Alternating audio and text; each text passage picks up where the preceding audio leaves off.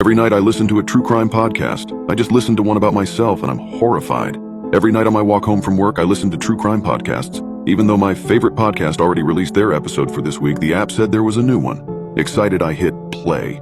It was a small town, the kind that still has mom and pop shops lining the street, the kind where everyone knows your name. But little did the residents know that they would soon be rocked by a horrible crime. I stopped at a traffic light. The red glowed in the darkness, glinting off the wet street. A black SUV sloshed by. Across from me, eerie blue refrigerator lights glowed from inside a corner deli. The chairs all up on their tables, feet in the air. The signal turned to walk.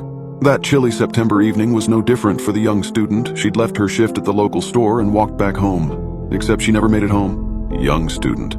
Local store. Damn, this was hitting close to home. I was a part-time student at Franklin Community College and worked at the local convenience store. And of course, I was walking home. I glanced behind me, looking at the alleyway behind Alessandro's Pizza, which was dark except for the neon light spilling from the sign.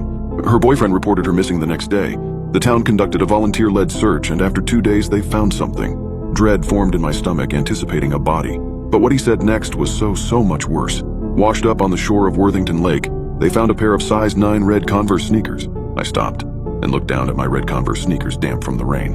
What the hell? My heart began to pound.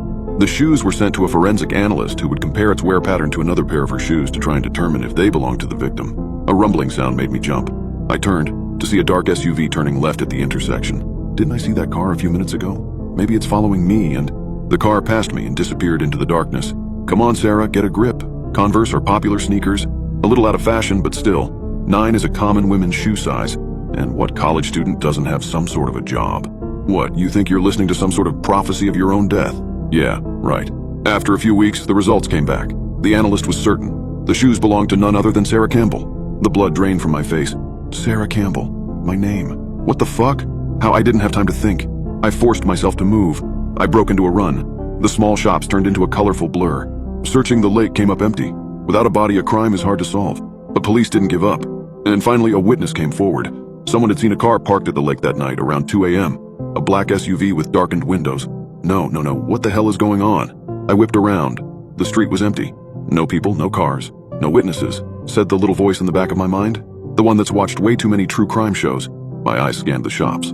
All closed. There were 6 black SUVs matching the witness's description in the Franklin area, but one of them in particular caught Detective Nolan's eye. It belonged to John Kelly, a registered sex offender. The sound was so soft I almost didn't hear it over the voice of the podcast.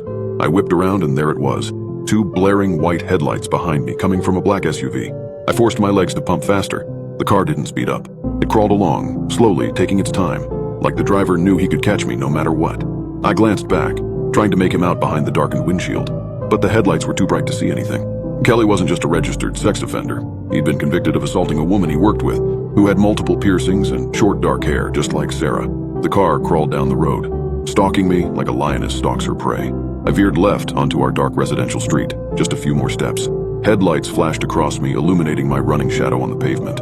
I didn't look back.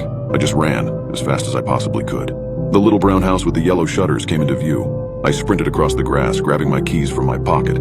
Click. I threw the door open and slammed it shut behind me.